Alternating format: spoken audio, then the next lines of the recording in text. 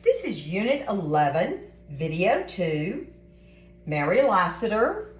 5.G.B.3 classified two-dimensional figures in a hierarchy based on properties. Understand that attributes belong to a category of 2D figures also belong to subcategories of that category.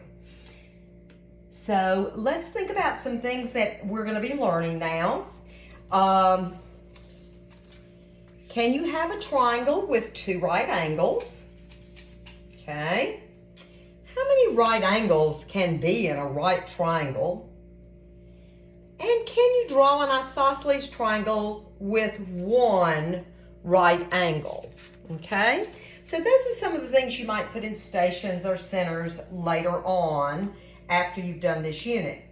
Now, we're again going to be using this definition sheet, and this definition sheet is on your, it's in with the videos in that same section, and you'll be able to click on it and print it out so that the kids have the definitions. But if you use them for quadrilaterals, the triangle one's on the same thing, so you won't have to reprint. Just keep those, use them again.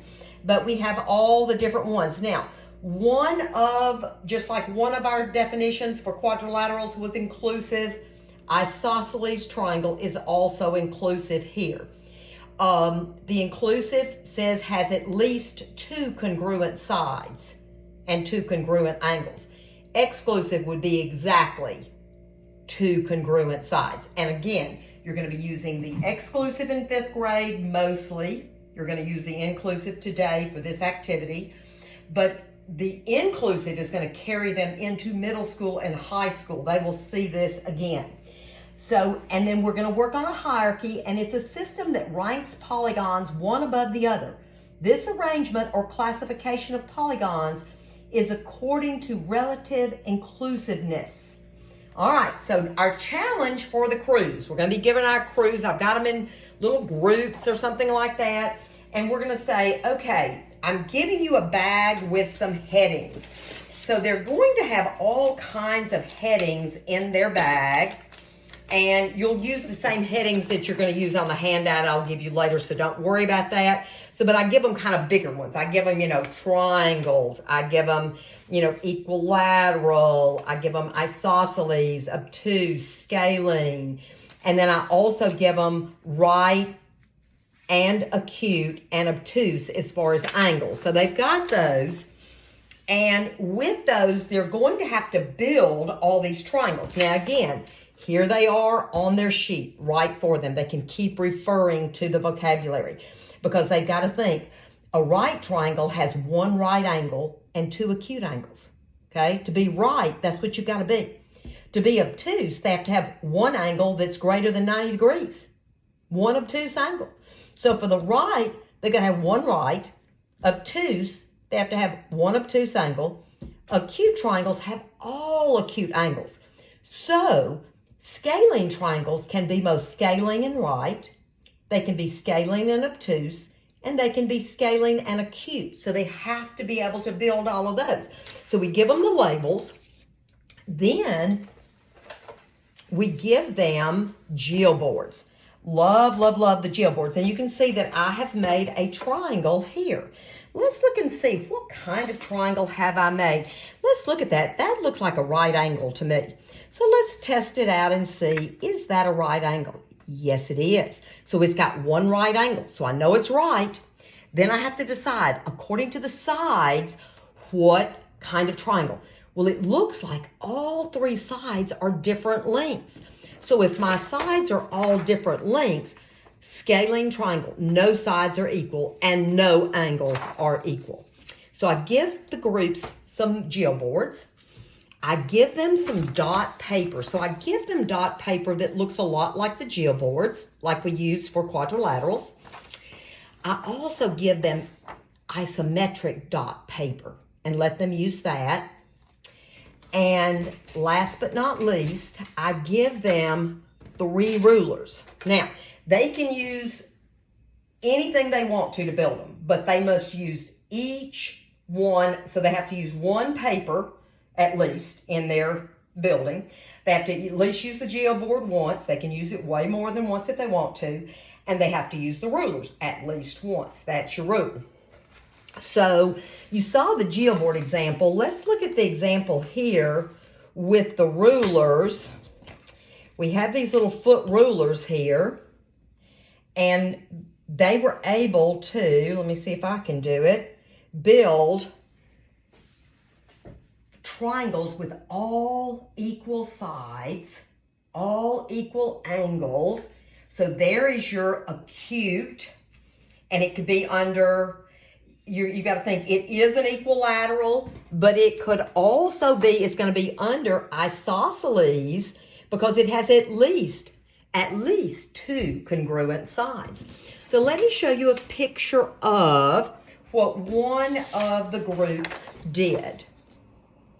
And you can see that they have built them. Do you see this group over here with the isosceles? They built the isosceles obtuse, acute, and right on geoboards.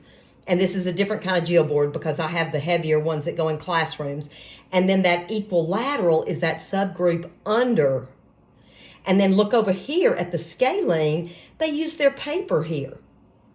And then once everything was built, the other kids could go around the room and look at what other children had done and ask questions and observe. Okay. I'm trying to make this video fit into my time slot, so I did this ahead of time for you. You are going to find as a part of your little attachments for this unit, you're going to find a sheet that you can use for an activity to make a hierarchy for triangles. And so it's much like the ones used for, is it a trapezoid, is it not a trapezoid?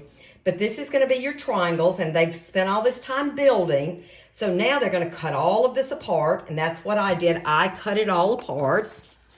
And you can see that I have taped it together so that you could see it.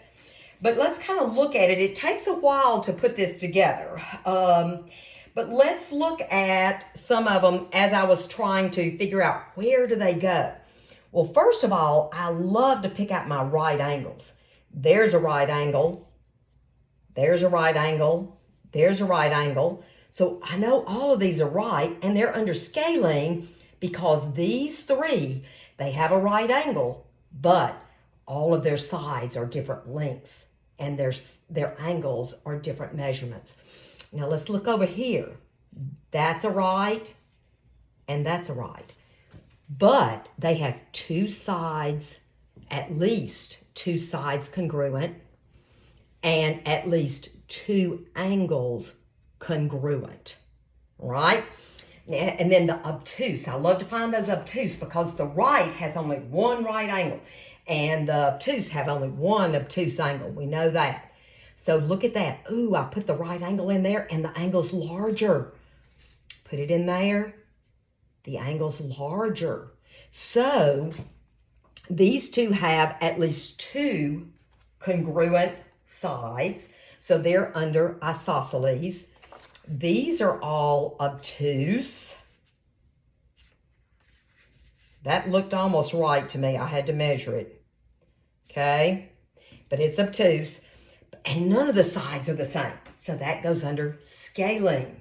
Okay? And then of the acute, they have all acute angles. Okay? So there's an acute with two sides congruent. And the equilateral, this is at least two sides congruent. And even though it has all sides congruent, it has at least two sides congruent.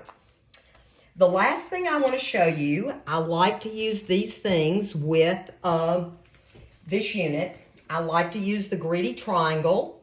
And with the gritty triangle, you can use your pattern blocks, you can use your tangrams, things like that. They can draw, they can use dot paper. I love this book also, 3 Pigs, 1 Wolf, 7 Magic Shapes. That's a great one, and it's using tangrams. And the last book, part of the lesson that I did was from Math in Action, and Kathy Coons and I wrote this book, and the lesson can be found on pages 214 and 215. And this ends video 2 for Unit 11.